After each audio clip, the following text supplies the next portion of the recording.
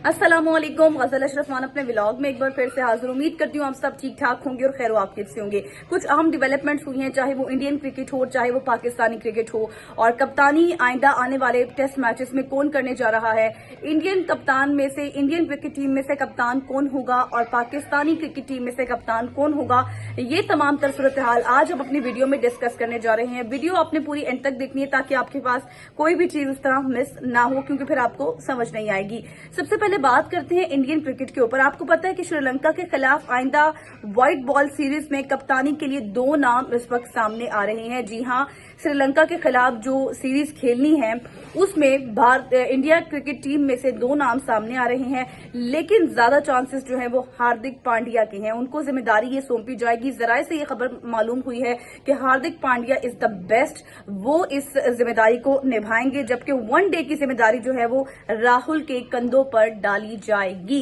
जी हाँ, ये दो अहम खिलाड़ी जो है इन दोनों के नाम सामने आ रहे हैं और इसमें हार्दिक पांड्या जो है वो संभालेंगे जिम्मेदारी, जबकि वनडे की जिम्मेदारी जो है वो राहुल के कंधों पर डाली जाएगी। आपको याद होगा कि रोहित, कोहली और जडेजा इन्होंने भारतीय टीम के T20 इंटरनेशनल के साथ जो है वो रिटायरमेंट ले ली थी, जो ICC T20 world cup champion trophy जीतने के बाद ऐलान कर दिया था, जबकि हार्दिक को कप्तान बनाने का अब फैसला किया गया है। बाकायदा तौर पर तमाम जो टीम है इंडियन क्रिकेट टीम वो ये चाहती है कि हार्दिक को ये जिम्मेदारी सौंपी जाए, क्योंकि हार्दिक इज द बेस्ट और वो इस जिम्मेदारी को निभाने के लिए पूरी तरह तैयार भी नजर आ रहे हैं। और ऐसा कोई इम्कान जाहिर नहीं किया जा रहा कि, क्योंकि इससे पहले ये स्पेकुलेशंस थी, ये खबरें थी कि शायद हार्दिक पांड्या को जो है वो रिलीफ मिल जाएगा, आराम का था कि उनको आराम दे दिया जाएगा, लेकिन अब ऐसा कोई इम्कान नहीं है कि उनको आराम दिया जाएगा या फिर नहीं। अच्छी परफॉर्मेंस के बाद पहली बार हार्दिक T20 के नंबर 1 ऑलराउंडर भी बने थे, ये भी आपको याद होगा, लेकिन फिर वो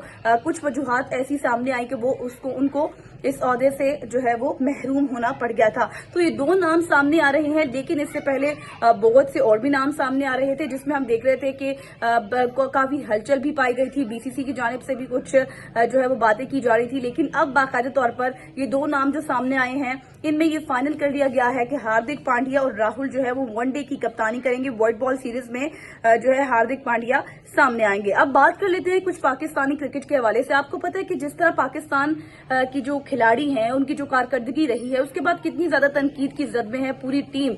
इसके साथ साथ जो सिलेक्शन कमेटी है उस पर भी काफी तहफुजात और काफी सवालात उठ रहे हैं। तो साबिक फास्ट बॉलर सरफराज ने बहुत बड़े बड़े मुतालिबे कर दिए हैं। सरफराज कहते हैं जी कि टेस्ट टीम की कप्तानी के लिए Shan Masood is the best और व्हाइट बॉल फॉर्मेट के लिए मोहम्मद रिजवान जो है वो बेस्ट रहेंगे। और साथ ही साथ उन्होंने जो बाबर आजम है उनकी कारकर्दगी, उनकी परफॉर्मेंस और पर बहुत ज्यादा सवालात उठा दिए हैं और उन्होंने कहा है कि जो कप्तान बाबर आजम है वो बिल्कुल फारिग हैं। आगे बढ़ते हैं सिलेक्शन कमेटी के हवाले से।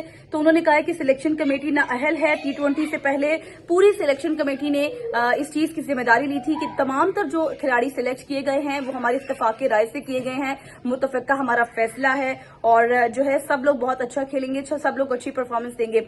लेकिन उसके बाद जैसी उनकी परफॉर्मेंस रही है और जो सूरत हाल रही है वो आपके सबके सामने थी। हमें बहुत ही मायूस कुन कारकर्दगी का सामना करना पड़ा और बहुत मायूस हो गए थे क्रिकेट के शायकीन भी।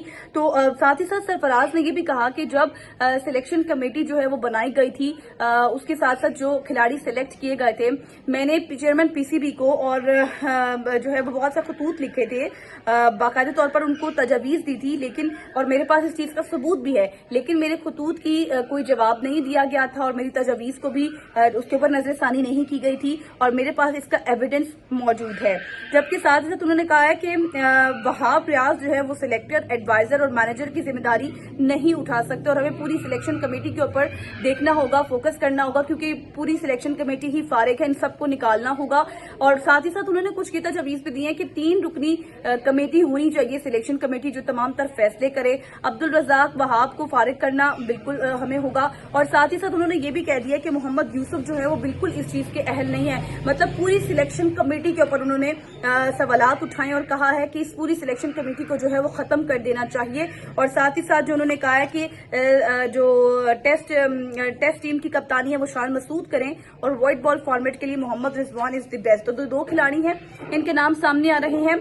और हम देख रहे हैं कि आगे आने वाली जो सीरीज हैं उसमें पाकिस्तान की जो कारकर्दगी है अब वो कैसी होती है, क्योंकि इससे पहले जब आईसीसी T20 वर्ल्ड कप जब पाकिस्तान ने हारा, बदतरीन शिकस्त पाकिस्तान को हुई, तो ये कहा जा रहा था कि हम बहुत बड़ी बड़ी जो है पाकिस्तानी क्रिकेट टीम में सर्जरियां होने वाली हैं। तो अब उन सर्जरियों का टाइम आ गया और बाकायदा 1 by 1 सर्जरीज की जा रही हैं।